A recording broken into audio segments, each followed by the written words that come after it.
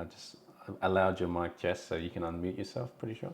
Oh wait, Hey you're Day! not Jess. Sorry, you're not Luke. Didn't even hear me. Oops. Yeah, Alright. last minute change. Okay. Cool. Welcome. Let's see. So that means you're manning the chat. Amazing. Who do we have here? Sweet. Cool. I feel like there's some more gonna come in. Still pretty early. Okay. All right. So Jess, you're gonna take over the chat, answer any questions, which is good, and I'll do the same Sure, for yeah. you Do you want when. me to take attendance or Oh no, do it's you all do right it? because we get the transcript, so it's all good. Thank you. Awesome. Yeah, they'll just anyone have any questions, pop in the chat, and Jess will come in and answer those questions. And if I'm stumped, I'll ask you as well. Okay. All right. Share screen. Hope is everyone doing well. Um, I believe this is the last week before the break. Give me a nod, Jess. Is that correct? Yeah, cool. I didn't realize that.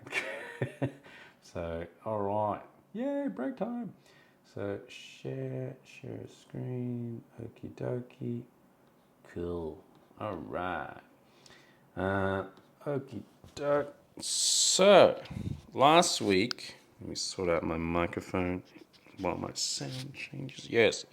Last week we were talking about the beginnings of synthesis without going into the full history. We just touched on the history, but more so, we looked at synthesizer basics. Let's review the four main components to set you free when it comes to synthesis. Four main components: oscillator, filter, envelope, modulation. Okay? Let's remember that, okay? Because why? I'll call up any synth that comes to mind. Roland Juno. Let's go Juno 60. Boom. Juno 60. Okay?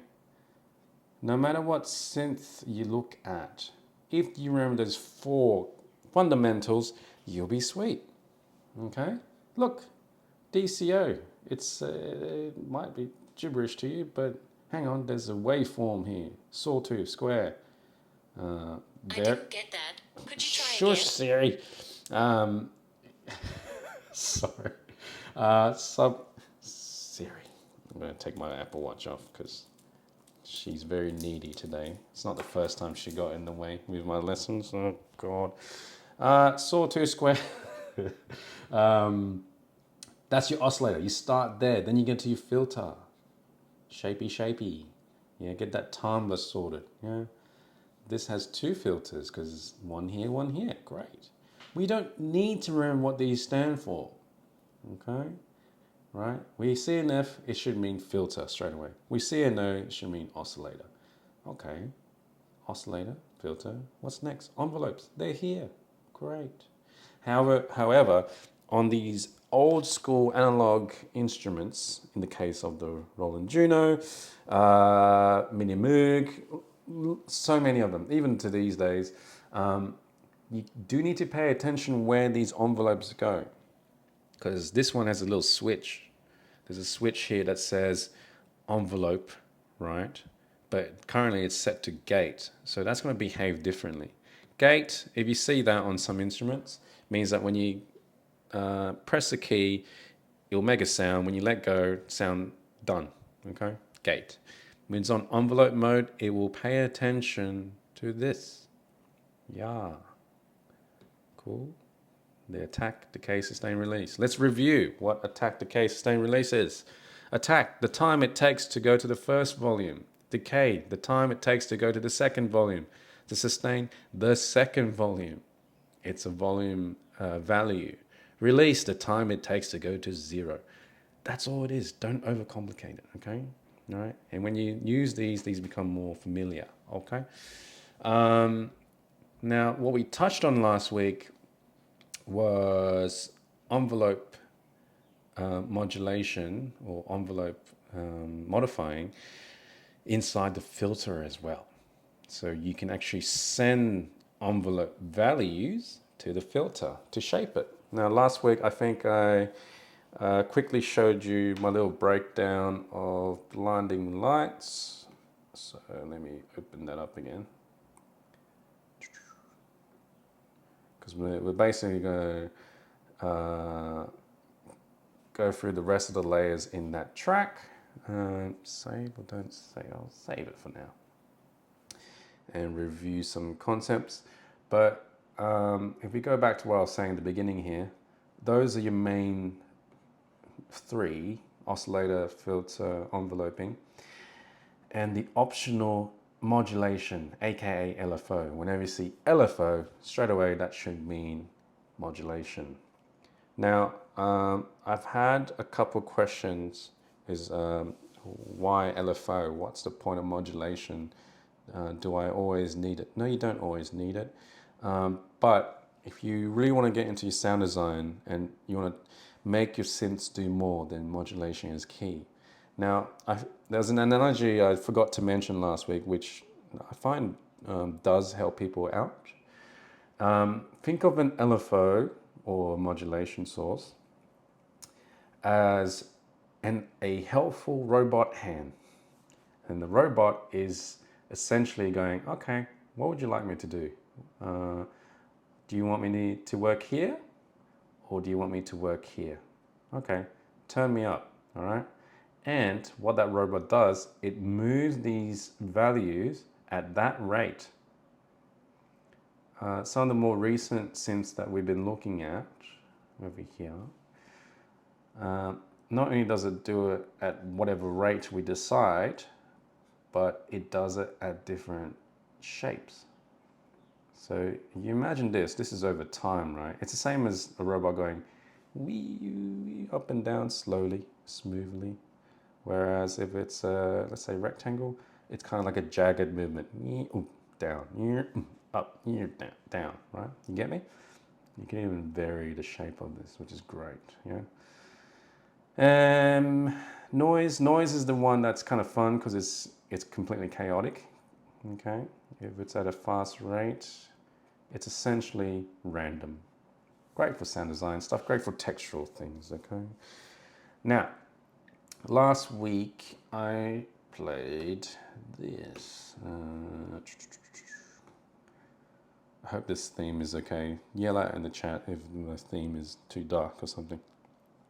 So if you remember, I played this section of a slightly well-known track. Okay.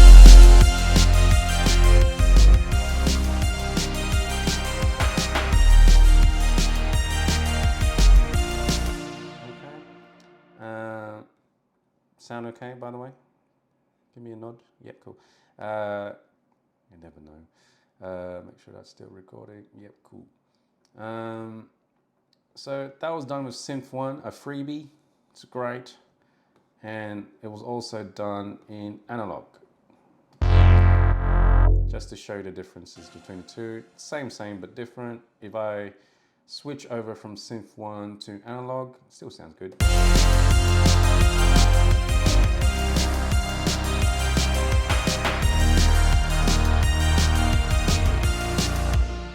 So the bass patch itself, it was fairly simple, okay? All it was, 2 sawtooths, yeah? Now by default, when you load analog for the first time, you may need to engage oscillator 2 to actually hear it.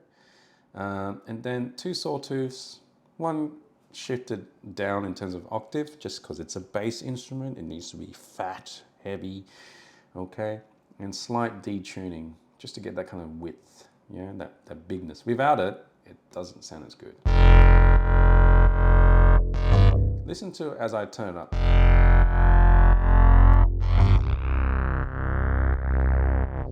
And there's a point where you don't want to go too high because then it gets bad, out of tune.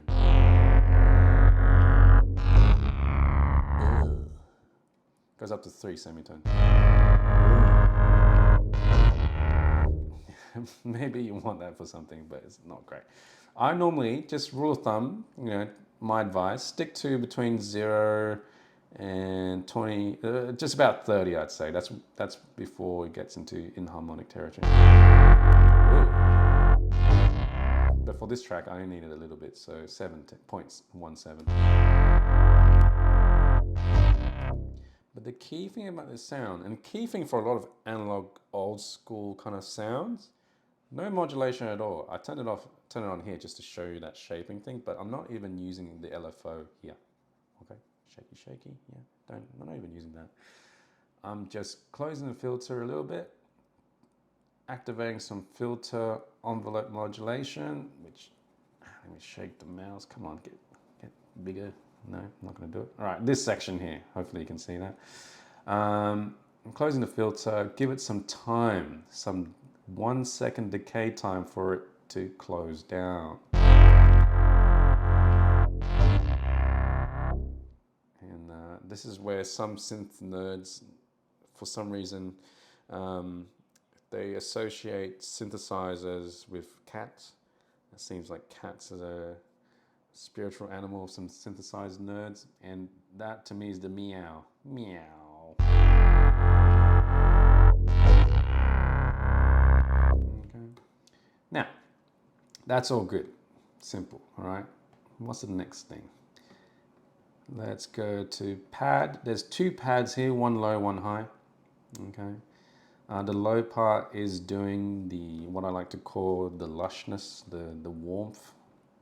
I'm just going to take away the effects. And this was done on DRC, which is, I love this synth, it's great.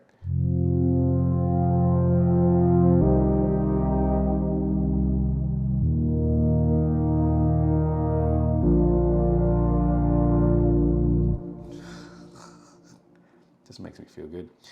Such a lush sound. But believe it or not, nothing alien to what we've been talking about. Okay, this may be a new instrument to some of you. Okay, but let's think about it. What did Dave say? Oscillator, filter, envelope modulation, optional LFO. There's no LFO in this at all. There's no LFO being engaged here. I had no LFO being sent. Okay, so literally starting from an oscillator, saw. Oscillator 2, saw, with the tiniest bit of fine tuning. Bit of envelope 2 action, which is this guy. See that shape? Okay. That shape is being sent to that filter cutoff, which is closed down, and bit of resonance applied. What that does is it gives us that kind of wow movement, but it's very subtle, very slow, because it's got a slow attack, slow decay.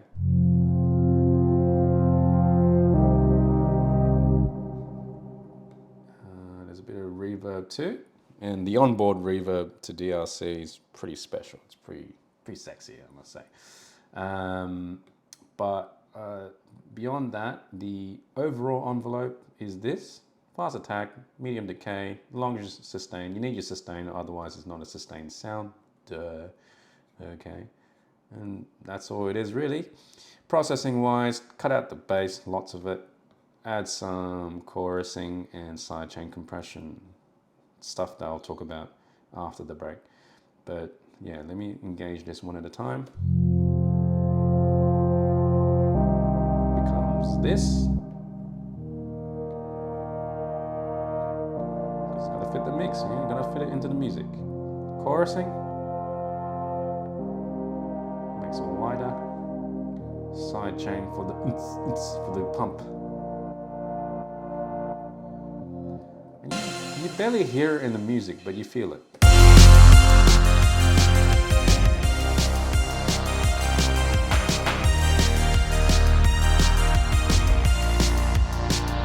Because what you do here is actually the high notes,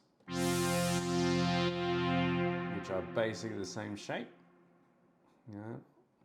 So this is another DRC, but saw, same fine tuning. Filter, open up a bit more, envelope a bit higher, shape basically the same. Just longer decay, faster attack this time. So same tone, basically just brighter. In fact, if I play it together,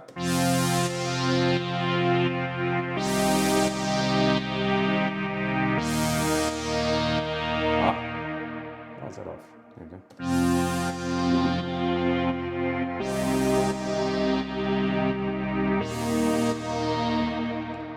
At this point, I need to remind you, if you want to keep it analog, keep it old school, or refer to analog and old school sound design, chorusing reverb probably essential for making these type of sounds. You need it. It's the spice.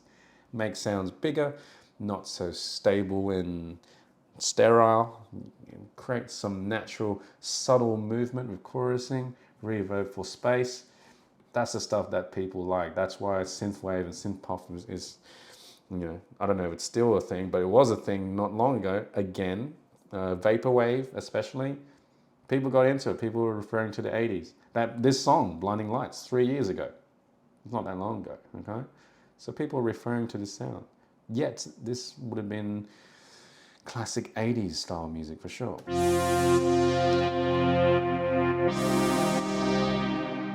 And let's not, let's stay on the point of simplicity. This is the lead. And it's literally just doubled up but panned, but I'll just solo hold the one.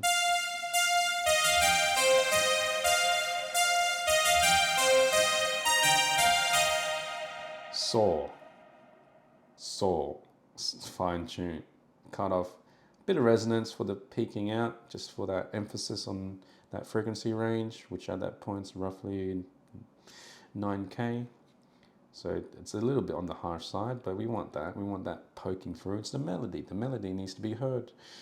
Remember, I always relate it back to musical context. We're making music, yeah? So even though synthesizers, technical term, electronic derived, mathematics involved, at the end of the day, we want to make it musical, right? So what I say is the technique and how it relates to the music. So filter, tone, timbre, envelope opened up pretty high, and that shape for that meow, right? It's kind of like that almost bendiness without the actual portamento stuff, which is something we'll talk about today, because I need to move on to the rest of the world of synthesis. If I didn't have the envelope shaping, check this out. Still good, because the synth is good and it's treated well, but it just lacks a bit of momentum.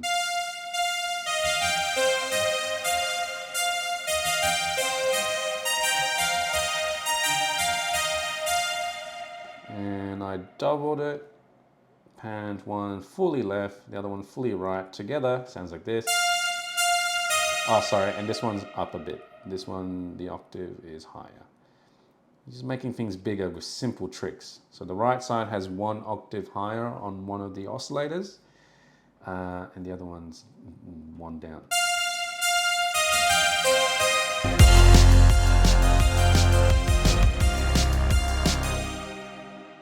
I keep forgetting to turn the bass down because it eats up the whole mix. Sorry, let me turn down the saturation. You gotta be mindful. Synthesizers get loud. They're very hot instruments, yeah? So. That's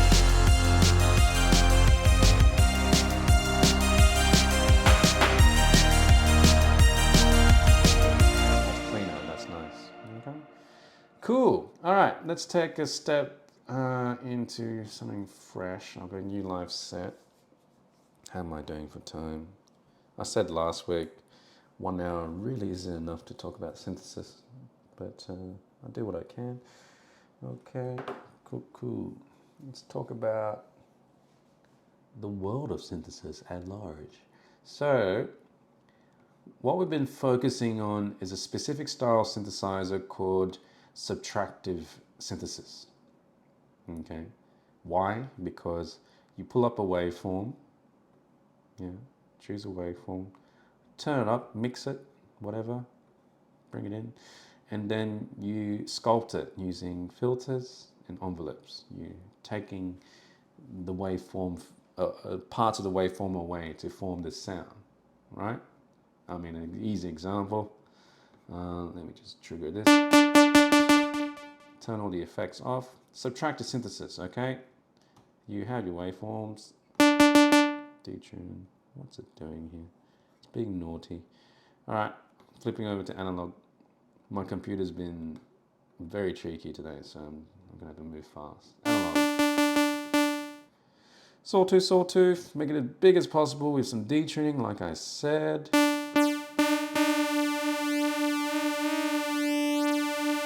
Easy, right? Then you sculpt away using frequency. So let's make this big. Let me take this octave down. Go down an octave maybe. Ooh, all right. So waveform, rich, big. Maybe add some sub oscillators too.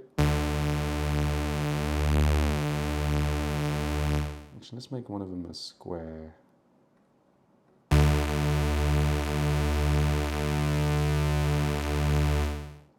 Yeah, and sub on there. Okay. And then you carve away using the frequency.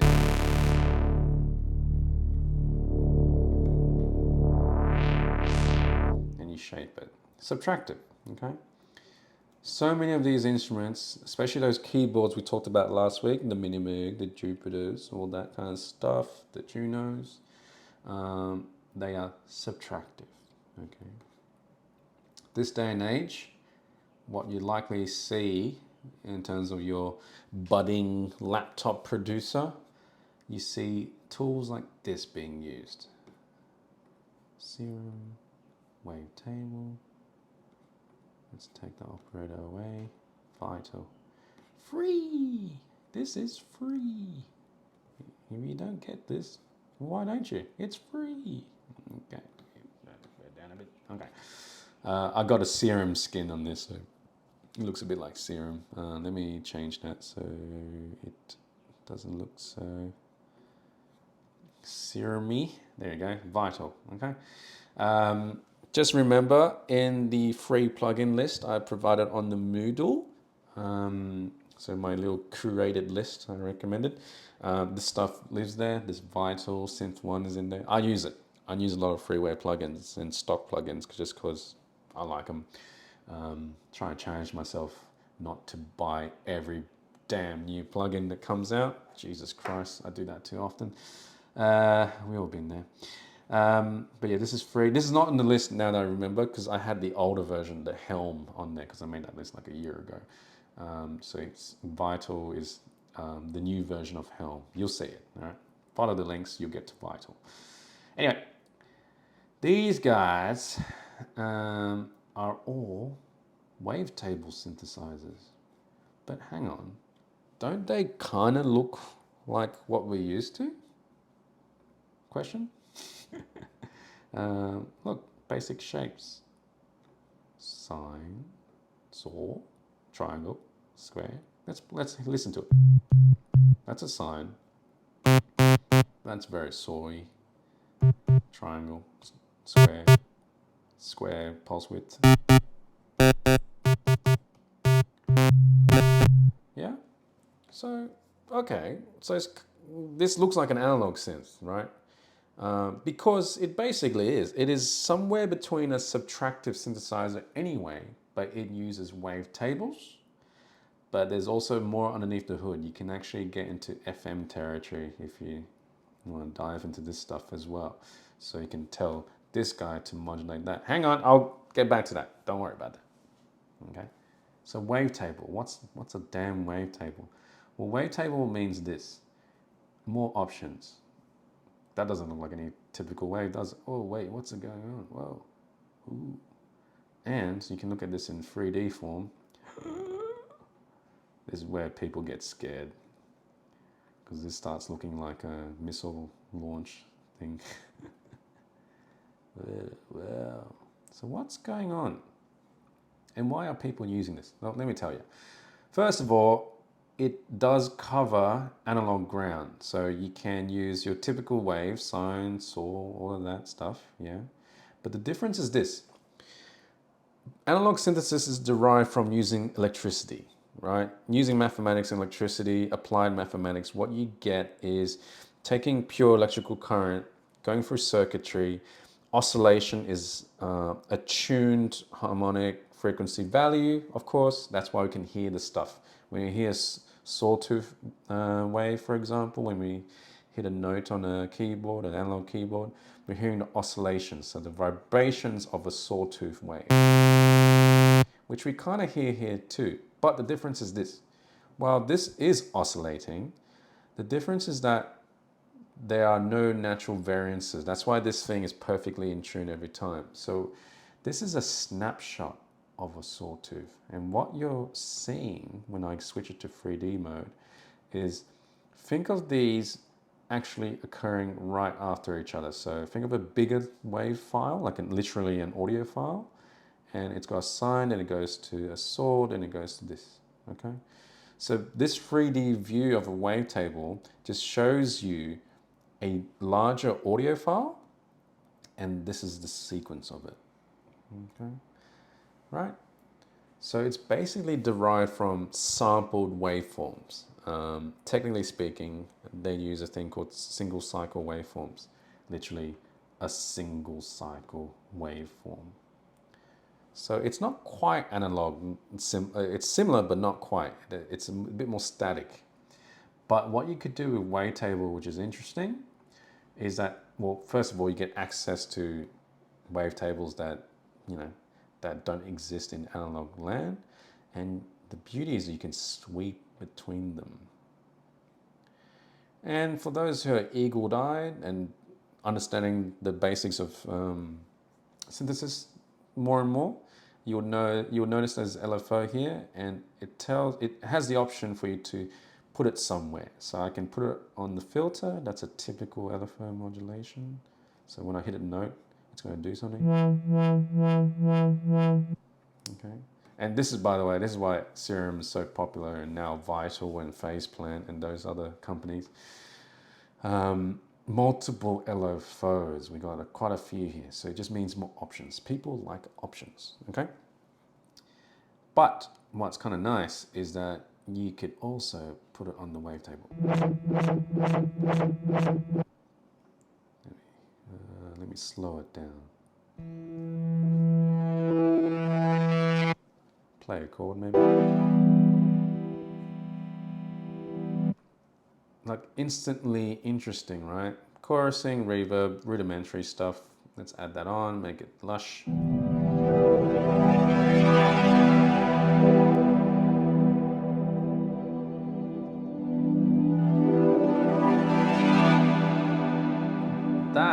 That sound is well beyond the scope of anything analog can do, okay? Because of the interesting digital waveforms we have access to, okay? That wavetable shifting, the shifting of the position of the wavetable, is even more powerful than ever before, right? You can create a lot of movement. For example, if I use something that has a vocal quality to it,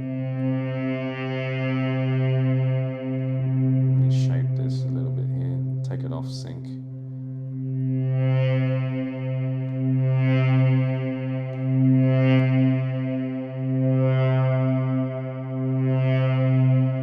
Let me add some detuning. A bit too much there. That synth now has almost like a vocal quality to it, right? I'm gonna add some more chorusing so it's a bit nice.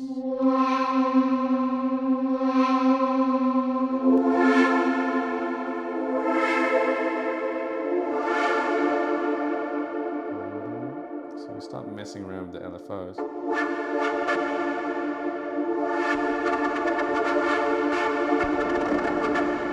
Now we're getting into more cutting edge territory, and this is why producers like Skrillex, Flume,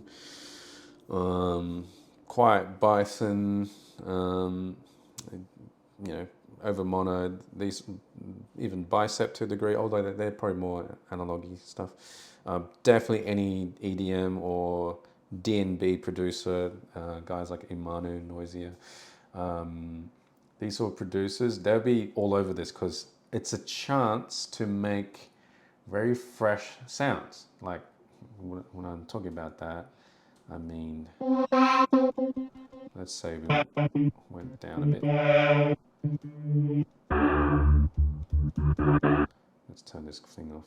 just use distortion instead. So, okay, and let me turn this down. And essentially playing around with this time thing.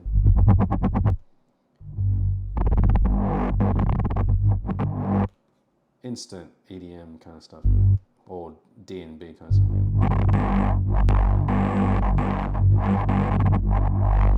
That's the secret juice to those genres that seem like they're a bit crazy in terms of their sound design, but really it's just very careful, meticulous control over LFO modulation and interesting waveforms.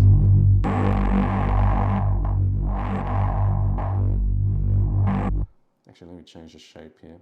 Oh, and this is the other reason why people love Serum and Phase Plan and Vital, just the ability to get really particular in the shape of the LFO. You're not limited to just sine waves and square waves.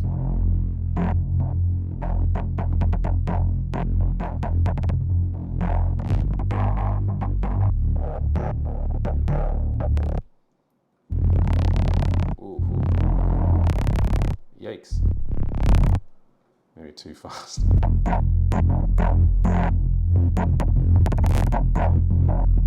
Anyway, I can do this all day.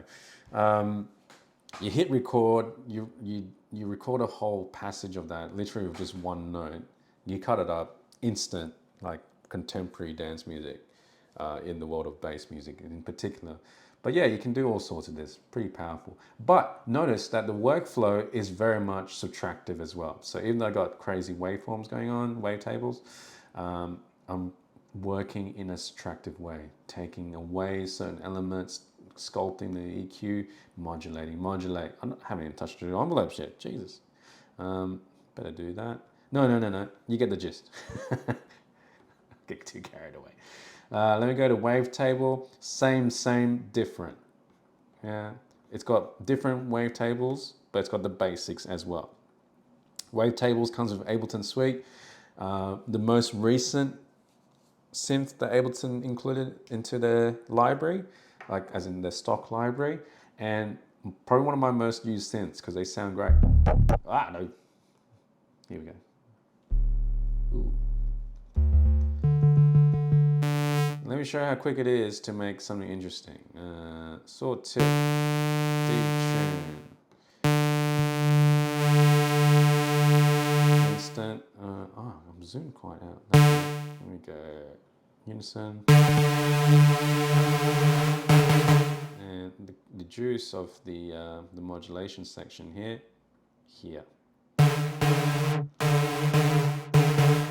LFO.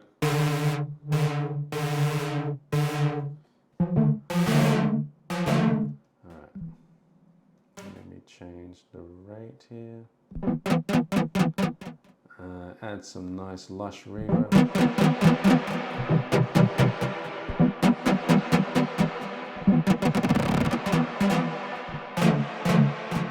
So I'm just doing LFO stuff.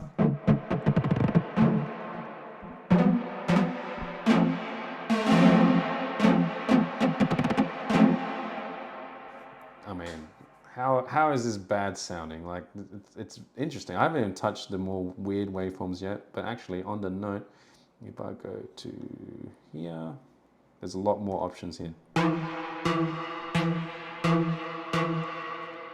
Okay, actually, there's a cool vowel one in here as well. Formant. And quickly, just showing you a bit of modulation.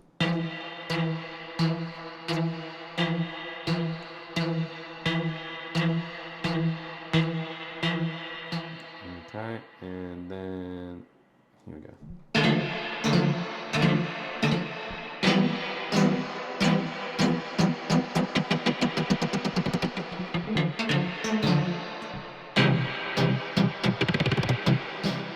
It's very interesting stuff. And if you really want to get experimental, let's see what I have here. A horse eating grain. Cool. Chuck it in here. What? What did you do? What did I just do? I just converted that audio file to a Single cycle waveform. Let me get rid of that. Sounds messed up. I didn't say it's going to work. I'm just saying it's possible. All right. Car on fire. Chuck it in there. You see this? Experiment. Use waveforms no one has. An Audi that's braking hard. Sure. Kind of all sounds the same. Either way, just chuck it in there. Off you go. Be a good lad. Just so you know, what's kind of fun is that if you jump on the internet, look for these single cycle waveforms. I have a storage full of them. So they're just cycles that you can actually use in wavetable synths. And you just chuck them into wavetable and off you go. Actually, these are pretty basic. They're quite short. Let me look at. I should have some more. And you can modulate that and automate that. There's so much you can do with it, you know. So anyway, wavetable, cool. So just so you know, you can do that in Serum and Vital as well. You can just chuck in waveforms and use them as different oscillator sources. Why not? You know, be a bit different to everyone. You don't have to copy Flume and all them. There's enough of them. Anyway, as good as he is. Jumping into the other crucial one, I would say. There's more. There's heaps of style synthesis, and I'll mention them, but I'm telling you now, there's only 3 you only need to kind of work with a lot. Analog, wavetable, and this third one, FM synthesis. Okay. FM's very interesting. Let me jump over here. Good old Yamaha DX7. Ladies and gentlemen, this is the sound of the 80s, and it was notoriously a pain in the A to program, but it's the sound of a lot of things. A lot of classic tones, yes.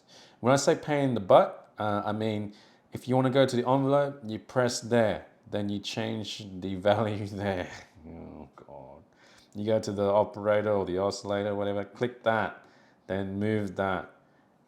My God, it was such a dumb idea. This was not friendly to program, but it sounded amazing.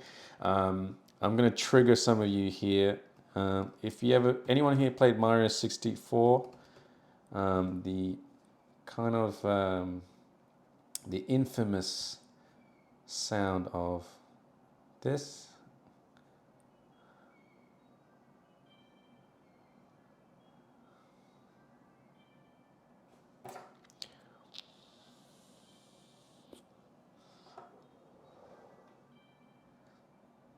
I'm going to skip forward to the main melody. Very traumatic for me, this.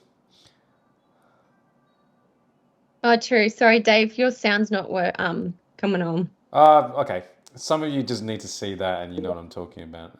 All good. Look it up in your own time. It's the underwater theme song when you're underwater and you die from running out of breath all the time.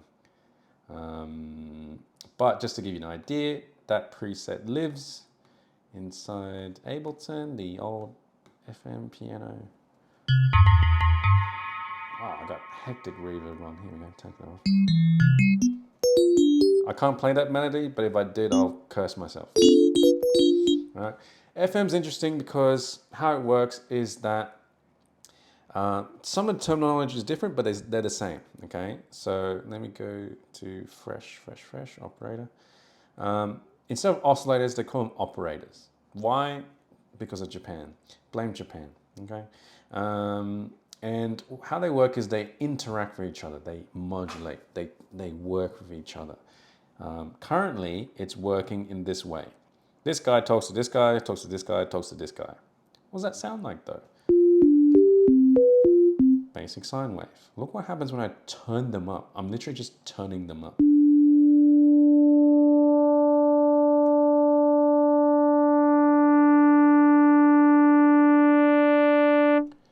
That's a wide range of tone just from 4 sine waves interacting with each other, okay? Then it gets a bit crazy when you start doing this kind of stuff. Let me go down an octave. Ooh, hey.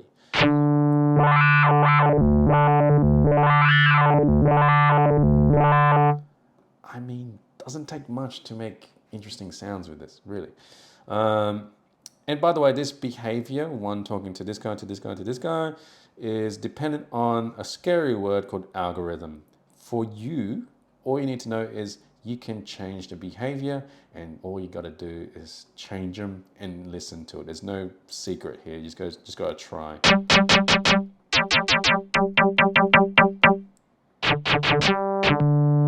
Yeah. And some of you very perceptive. I'm not going to ask the question because it might be obvious to some. But if you look at all of them, there's a little line connected to each of them. Yeah. It tells you how they interact with each other. So that one goes all the way down, cascading. These two interact with each other first, then they go down, blah, blah, blah. You can get the gist. However, when you get to the last one, the lines are individual. What does that mean? Does that mean what I think it means? Yes, it means these are individual and they behave in an analog fashion for oscillator synthesis. Yeah, beautiful. The only difference is the quirk of an FM is that each operator, aka oscillator, has its own shape. Yeah, this is an ADSR independent from that ADSR, independent from this ADSR. So yeah. Whoa. And that's just sine waves. When I'm saying sine waves, look at it, you can change the waves here.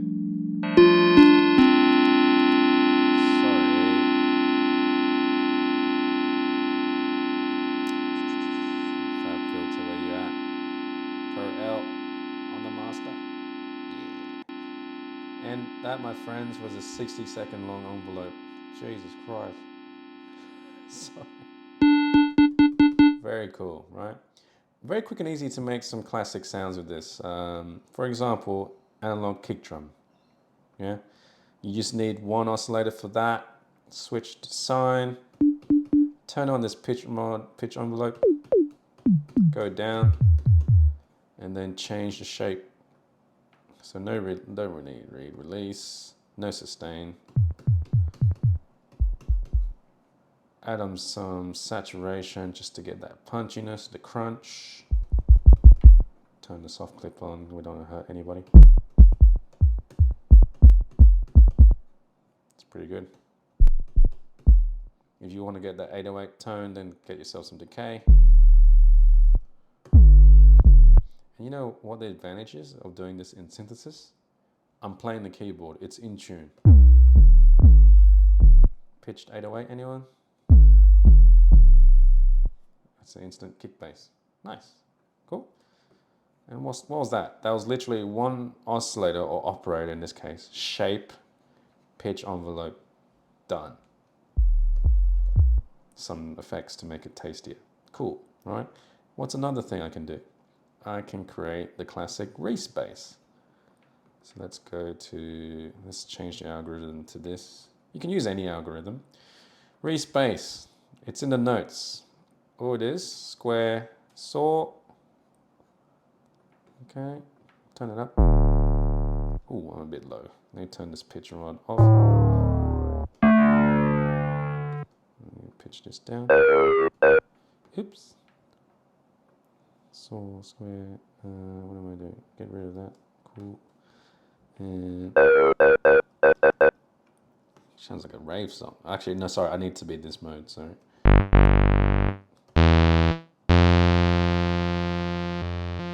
And you need to just add some fine tuning, which is the same as detuning in the other side. I need to shape this a bit better. Sustain.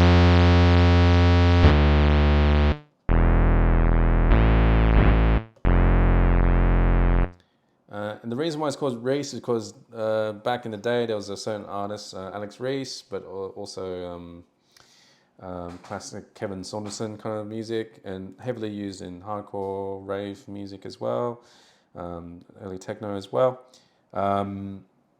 It's a bass line that when you play it down the octave, you can hear a certain movement, and when you go up an octave, the movement gets faster. So it's like LFO without LFO. Wah, wah, wah, wah. Wah, wah, wah. And up. Wah, wah, wah, wah, wah. Can you hear that movement? Yeah, that's due to this. So that's how you make a respace. Maybe just filter it. Classic.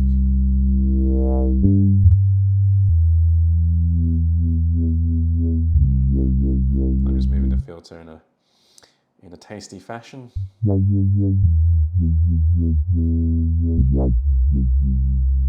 Yeah, cool.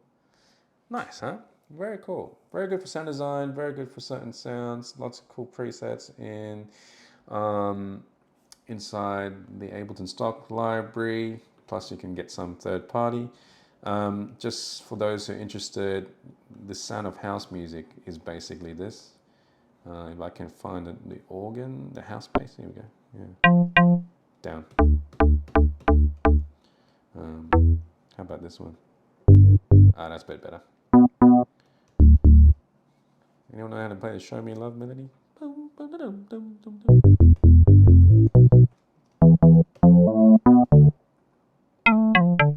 too high. Yeah, it's a very classic sound, and FM synthesis has a real kind of like following, and basically with a combination of this and wavetable, you got sounds that you can make that other people, probably don't have. Like you can easily experiment. And when I say experiment, you can technically build your own oscillator. You can draw in harmonics and have a different sound. Again, not saying it's perfect, but you can work it and get some cool sounds, yeah?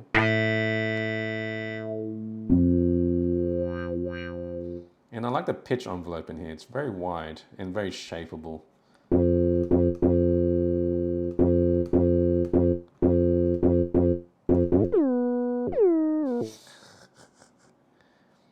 Let's go down. Make it whippy. Ooh.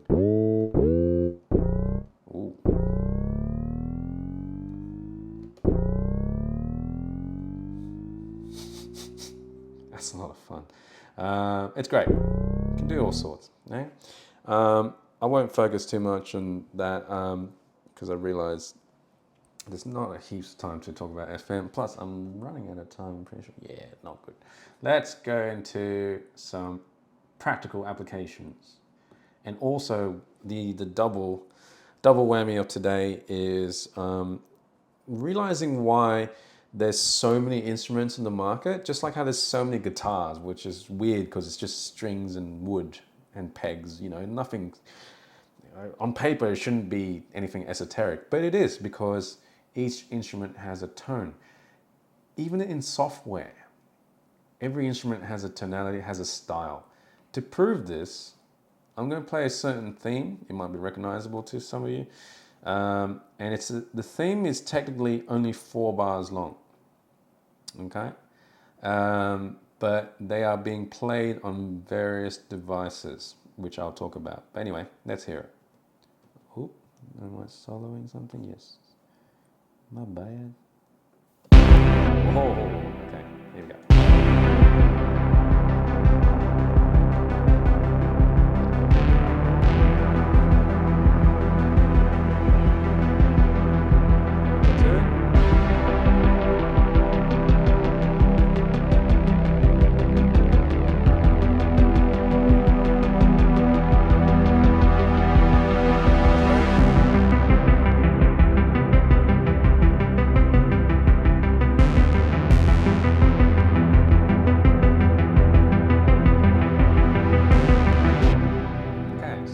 Yes, that's the Stranger Things motif. I was trying to figure out the end, but I bummed it pretty hard.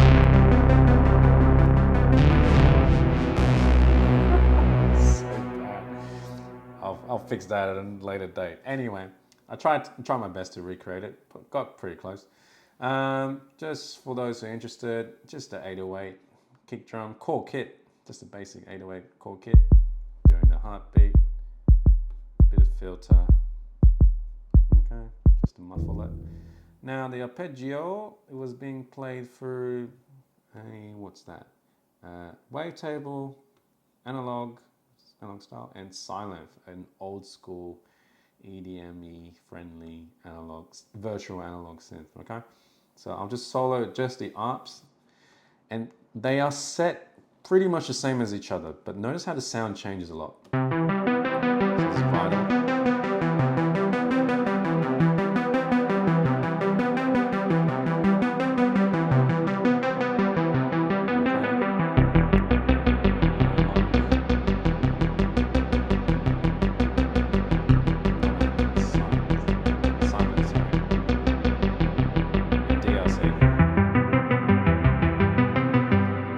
Wasn't analog, it was DRC.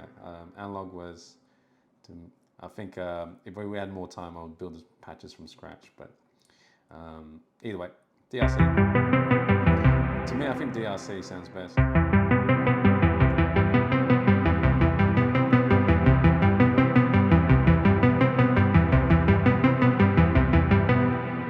Don't worry, I'll show you how to make it. It's pretty cool, pretty easy. Next, the pads. One is Serum. Serum, okay. These are very typical instruments, very popular. Second one was from Diva. Diva, the one that kills my CPU, but sounds great. And Synth One, the freebie. Okay, what did the pad sound like? Let's solo that.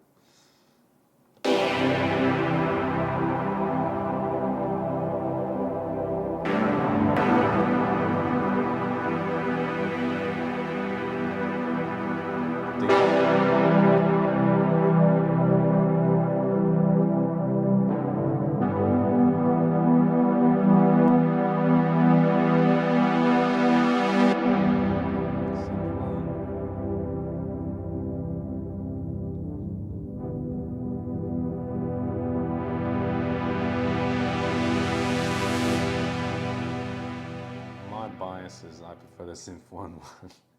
But they all sound good in their own way, right? But yeah, similar patches again. And the last one, the bass. The bass, which was done with, I believe, analog. Yep, analog.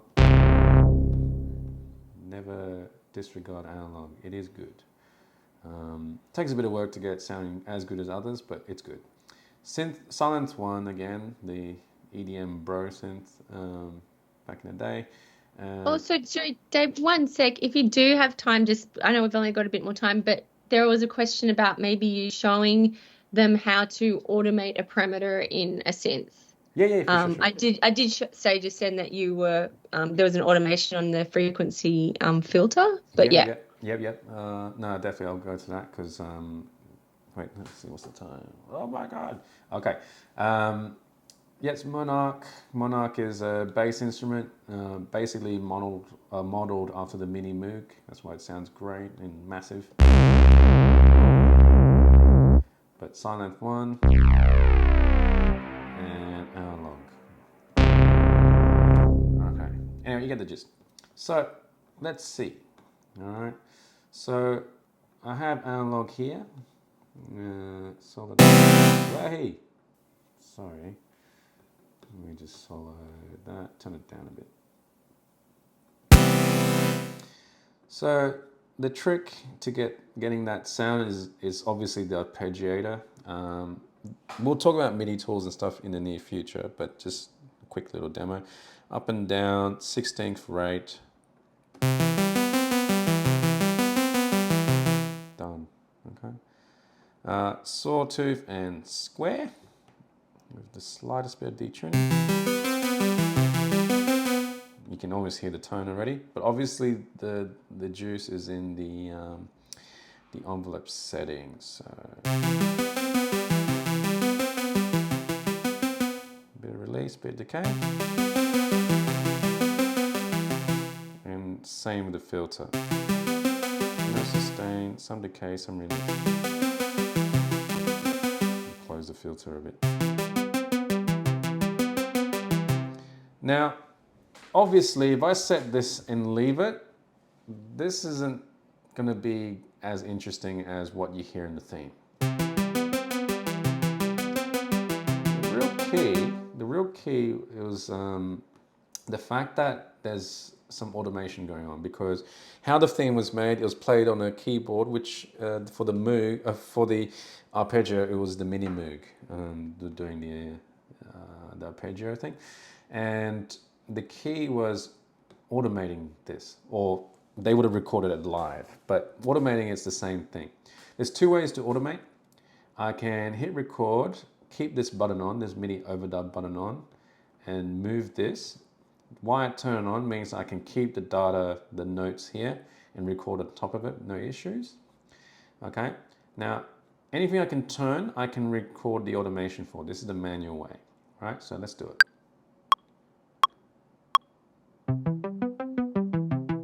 Just moving my mouse.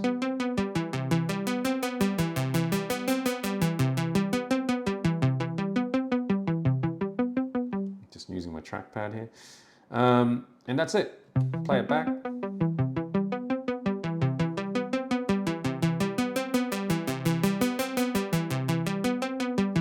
Now, if you're doing this on mouse, it's not really fun. This is where the argument for MIDI controllers come into play. Like, you can do a lot more with a live recording situation, assign these parameters to a controller. So if I hit Command M, anything I can see that's highlighted a different color. My theme looks different to yours, but anything that's highlighted a color means you can click it and assign it on a MIDI controller.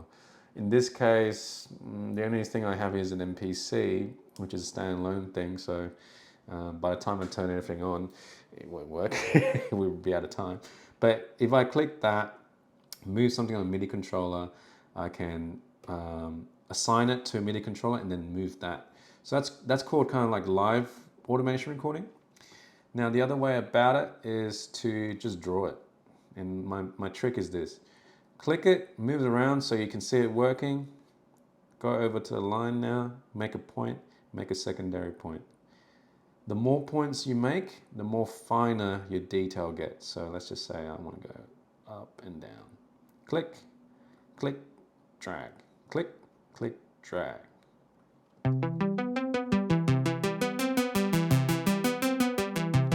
That's cool and all, but you know, that's kind of robotic. It's very perfect, right? The other option is to actually literally hold Option, and then between two lines you can curve it. So at least you get some sort of human-like element. Let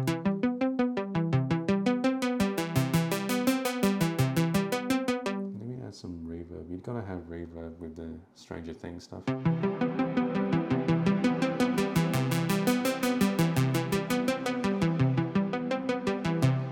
Now, here's a key as well, another key thing. This is my personal thing, not everyone does this, but this is my suggestion. When you do something and you've done the automation for it, hit this little plus button. Keep it there, okay? Why? Because then the chances are you go into something else and you want to move that around.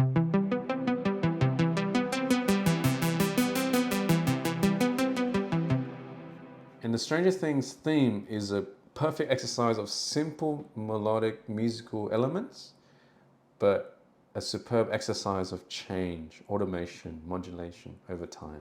Yeah, because look, I can do this and that. Then I can do, let's go into the decay settings, for example, change that over time. You can get a lot of movement from a simple sound.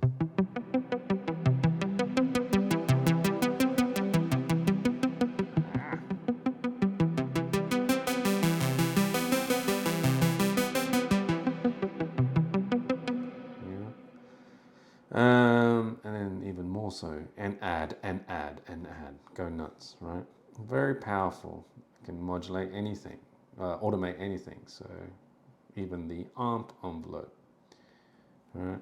Hit plus. Yes, it gets messy, but B, you can see the overview of your orchestration, so to speak. Oh my God, 5:30. I know, 5:30. And we've just had a few little questions come in. I think there's people who are still a bit unclear on automation. Okay. I'm sure in Core, automation was covered the week Yeah. before. I think yeah. So I would go back to those notes, but just also here, Karen was asking, when you click the plus button, like record on top of some, yeah, maybe do you want to read that, Dave, if that Yeah, hang on. makes Let me sense? go off. How do I go off screen share? Okay. Where are we? When Dave clicked the plus button, like record on top of something, track was on, so does it just record in the highlighted cell? The plus button, there's two plus buttons. Yeah. Yeah. So let me share my screen again. Share. Don't need to include computer sound, do I? No. Okay. Open. Okay. So, gosh.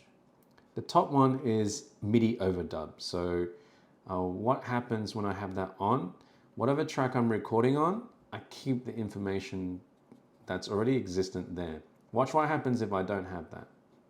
Okay, if I hit record like that and record something, try and do some automation stuff maybe.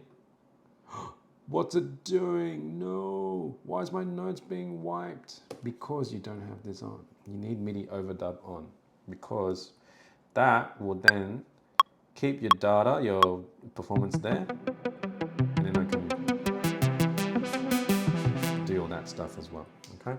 Now this plus button, it's a way to push down the automation that you're working on, down the automation lane, so you can always see it. This can go away when you're done with it. When you want to collapse it all, you can do that, or even hit automation to make it disappear. This is all under the automation view. Okay, I'm just hitting A.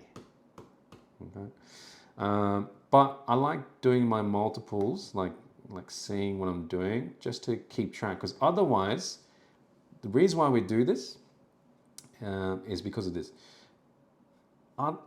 Some of my instruments are quite complex underneath the hood. So imagine trying to look for what you're trying to automate, especially if you have no idea. You know what I mean? There's a point where you gotta like keep a track of it. That's a lot of parameters, right? So that's why the trick is click on something, move it, drop it down so you can see it. They can double up. That's okay. That doesn't mean anything. It just means that you're looking at it twice. We click another one, press plus. There we go. Good, lovely. Yeah. When you're recording, you just record at whatever you're writing. You can either write or record it. So I can write automation in, or record it. Doesn't matter. You're doing it one thing at a time. The only exception to that is if you mapped it to a MIDI controller and you're going nuts, rotating 8 knobs at once or something. If you do that, power to you, but it can get quite messy. Any other quick questions before I got to go to my next class real quick? No, all good. All good. From what I can tell. Lovely. All right. Either way, I know I moved faster than usual, and I normally go pretty fast. I went a bit faster in this class. But as always, the video is being recorded. I shall upload to YouTube by tomorrow. Just check the links and we can go from there. Okay. Bye. See you in Jess's class. Bye. Okay. Bye. See ya. See ya.